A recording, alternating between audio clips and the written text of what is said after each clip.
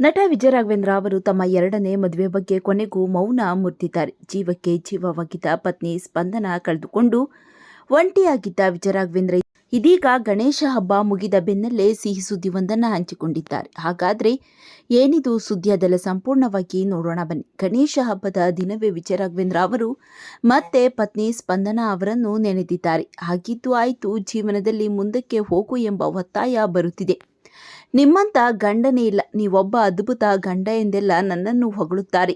ನೀವು ತುಂಬ ಸ್ಟ್ರಾಂಗ್ ಎನ್ನುತ್ತಾರೆ. ಅಸಲಿಗೆ ಅವೆಲ್ಲ ಸುಳ್ಳು. ನಾನು ಎಂಥವನು ಎಂದು ನನಗೆ ಚೆನ್ನಾಗಿ ಗೊತ್ತಿದೆ. ನಾನು ಒಳ್ಳೆಯ ಗಂಡ ಅಲ್ಲ, ಬದಲಿಗೆ ಸ್ಪಂದನ ಒಳ್ಳೆಯ ಪತ್ನಿ ಆಗಿದ್ದಳು.